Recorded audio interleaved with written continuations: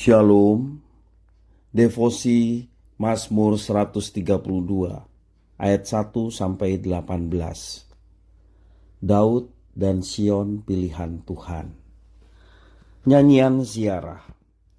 Ingatlah ya Tuhan kepada Daud dan segala penderitaannya, bagaimana ia telah bersumpah kepada Tuhan, telah bernazar kepada Yang Maha Kuat dari Yakub.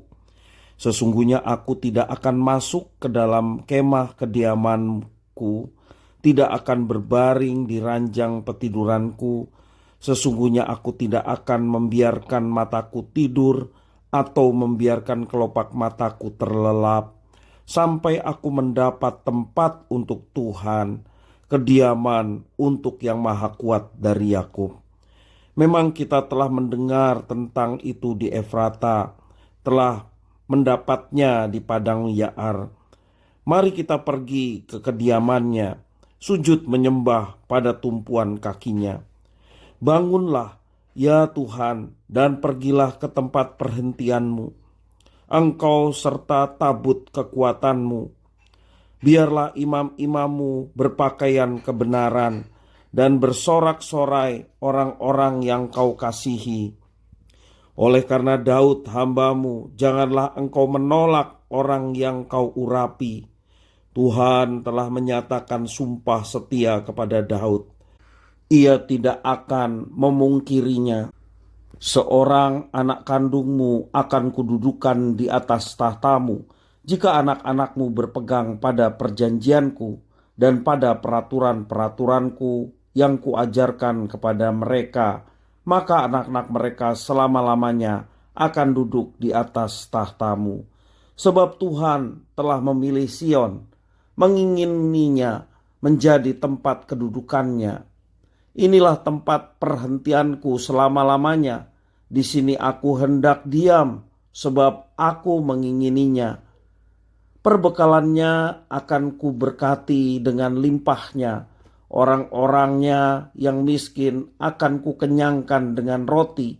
Imam-imamnya akan kukenakan pakaian keselamatan, dan orang-orangnya yang saleh akan bersorak-sorai dengan girang.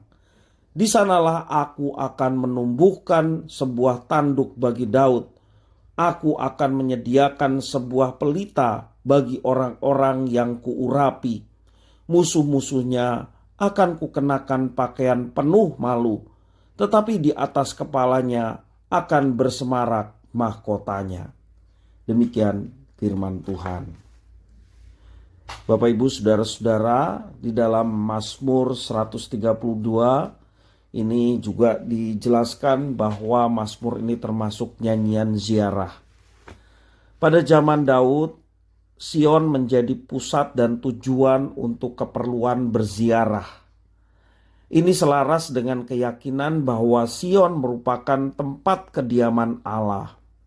Ketika orang berziarah, kedekatan dengan Allah menjadi tujuannya dan dibutuhkan tekad yang kuat. Gambaran tentang hal itu tampak dalam nyanyian ziarah. Lewat nyanyian tersebut, para peziarah dapat mengungkapkan semua perasaan tentang tekad dan kehendaknya. Ziarah di dalam Mazmur 132 ini mengungkapkan kehendak kuat dari Daud.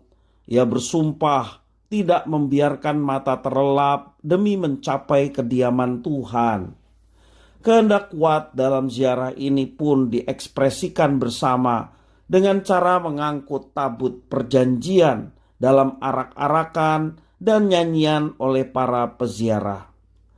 Ketika kidung ziarah ditembangkan, Tuhan Allah pun lebih dekat lewat pengalaman rasa daripada sekedar pengetahuan intelek saja.